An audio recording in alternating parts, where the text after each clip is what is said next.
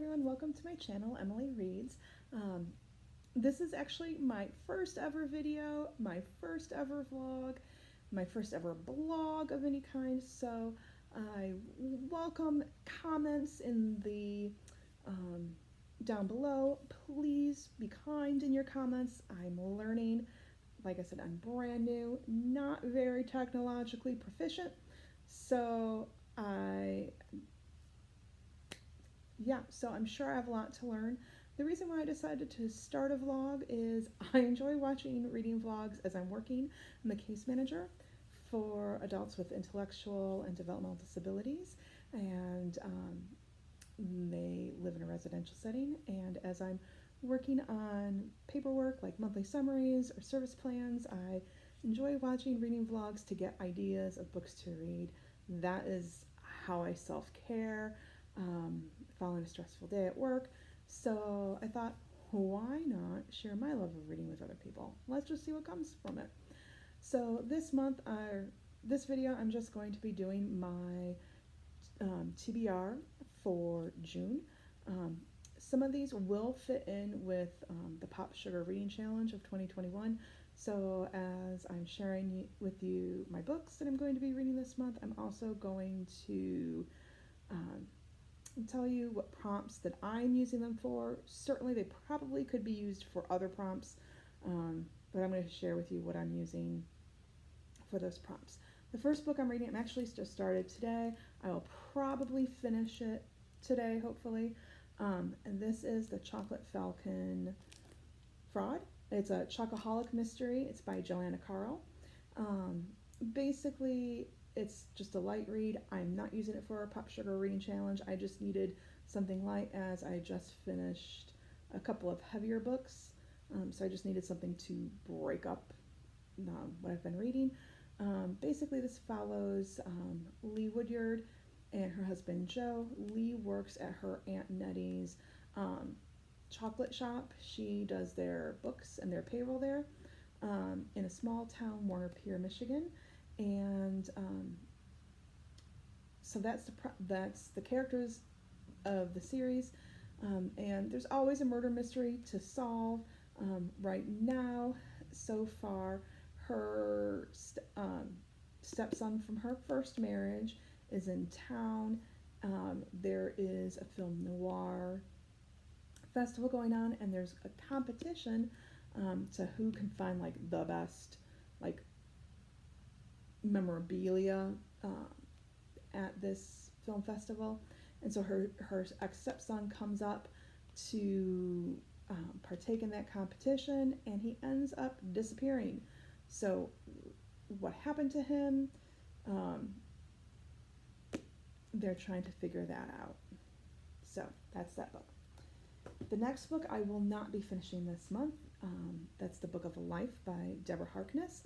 It is the third book in the All Souls trilogy. I'm using this for the Pop Sugar Prompt book that has a title the same as a song title. Dolly Parton apparently has a book or a song called The Book of Life. I'm reading this also along with, there's an All Souls discussion group on Facebook, and they are doing a readathon or read-along through the summer. So it started today, which was with chapter 1, and it's going like every other day. We're reading a chapter, and then we're just commenting and discussing it on that Facebook page. So basically this follows Matthew, who is a vampire, and Diana, who's a witch. And Matthew and Diana meet when Diana calls up this book called the Ashmole 782. As part of her research, she studies alchemy. She's a professor. And this Ashmole 782 is a book that describes alchemy. However, it describes so much more. It has contains secrets about witches, vampires, and demons. And basically every creature that exists, they're trying to get their hands on this Book of Life. Matthew and Diana also fall in love, which they are not supposed to. It is prohibited by the congregation.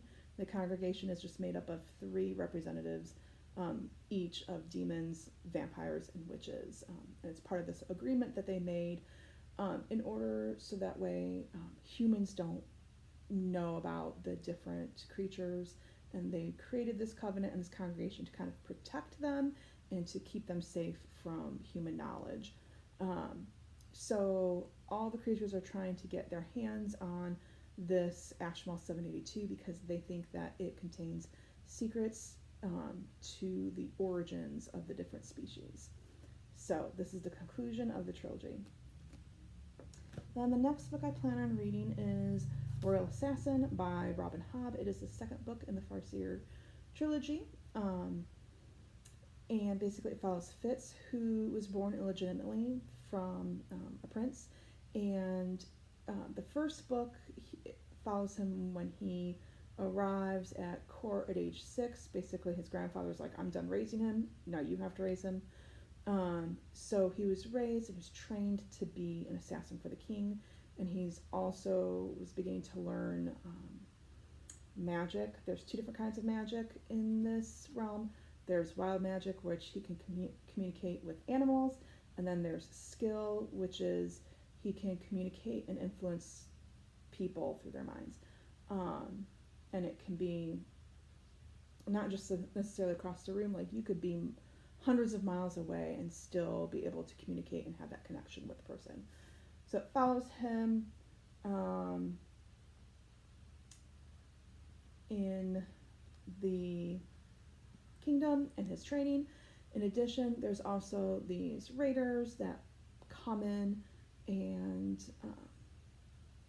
basically kidnap people and then say, you can either pay the ransom and we'll kill them, or we'll return them to you. And when people don't pay the ransom and they're returned, basically all of their humanity is taken away and they become very animalistic. So they're trying to also, not only is he trying to protect the princes from political blah. I just lost my train of thought there. Sorry. So not only is he trying to protect Prince Verdi, they're also trying to figure out what is going on with these raiders. So looking forward to it. Robin Hobb does a really nice job in developing character. The first book was a little bit slow, simply because, again, it followed a 6-year-old boy through to when he was like 14 or 15. So it was a little bit slower because we're getting his perspective as a 6-year-old. So, but I'm super excited about this. Then the next book is another chocoholic book, the Chocolate Bunny Brouhaha, and this just follows it's Easter time, and one of the employees at the chocolate shop, her ex-husband and his family come in town to kind of basically bug her and talk with her, and the aunt dies. Who murdered the aunt? They have to solve that mystery.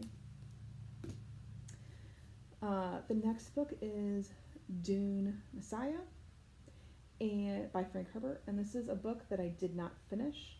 I actually started this last month and put aside, I'm going to have to go back and start rereading it.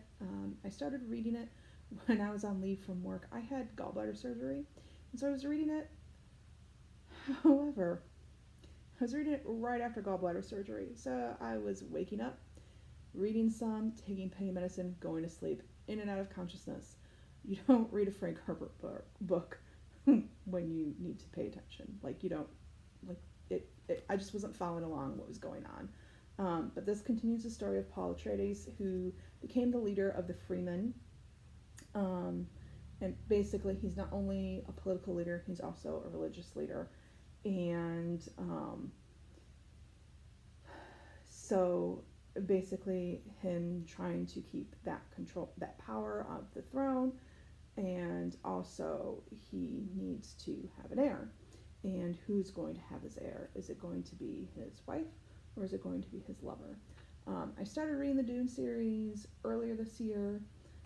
Dune, the first book, was my book that takes place mostly outdoors on the Pop Sugar Reading Challenge. And I started reading it because the movie is coming out in October. It looks really good. And I said, it's a science fiction book. I like science fiction. It is like the science fiction book to read. How have I not read this? So I do recommend if you pick up the first book, Dune, Frank Herbert does not take time to explain things. Like, there is a religious organization called the Bene Gesserit. It's made up of women. He doesn't explain to you what the Bene Gesserit is. He just says, she's a Bene Gesserit. And you have to keep reading along, and as the story unfolds, you learn more about the Bene Gesserit. So that was something that I struggled with when I picked up Dune, is because he does not explain things like other books do, but that's because he knows that his readers are going to be intelligent, and he knows that as you read, you're going to pick up and learn what the different things are. So start it. If you struggle with it, just know that it will get better. The next book I'm going to be reading is The Watsons Go to Birmingham, 1963. I've had this book for years. I'm a teacher, and I've had this book for years. I have never read it. I'm using it for my Black Lives Matters prompt for the Pop Sugar Reading Challenge. I honestly don't know if it's on the Black Lives Matters reading list, but I feel like if there was a reading list for children, this probably would be on it and should be on it. But basically, it follows the Watson family. They live in Flint, Michigan, and they are going on vacation to visit their grandmother. And then they also end up going down there during the racial tensions in Birmingham in 1963. Plan on reading this around Juneteenth. Think it's good timing for that, and just need to educate myself more on things that happened, and also, looking forward to this prompt. So, next book is Neil Gaiman, The Graveyard Book. This book I could have used for a DNF, as I started reading this a couple years ago, got to about page 40, stopped reading it. However, I'm using this for my magical realism book. Basically, it takes place in a graveyard, and this boy, Nobody Owens, he's a boy, and when he's about 2 or 3 years old, someone comes into his house and attacks his family and murders them, but he ends up escaping and ends up at a graveyard, and there he meets the creatures that live in the graveyard, and he gets raised by them. So it's my magical realism prompt. It also won the Newbery Award. Looking forward to reading this. And then the last book that I'm going to start reading, I probably won't finish reading, is The Priory of the Orange Tree by Samantha Shannon. The prompt is the longest book on your TBR. It's over 800 pages. It's a beast, as you can see. But basically it follows 3 women. One is Queen Sabran. I'm pronouncing her name wrong. I know that. But she needs to have an heir, specifically a daughter, in order to maintain her lineage and to protect the realm. There's a lady in waiting, Durian. Again, I'm probably tearing apart these names. She is a lady in waiting and is being trained in magic. And then Tane, she's across the seas. She's being trained as a dragon rider. So it's a multiple point of view, high fantasy. Also, I like the fact that it features women.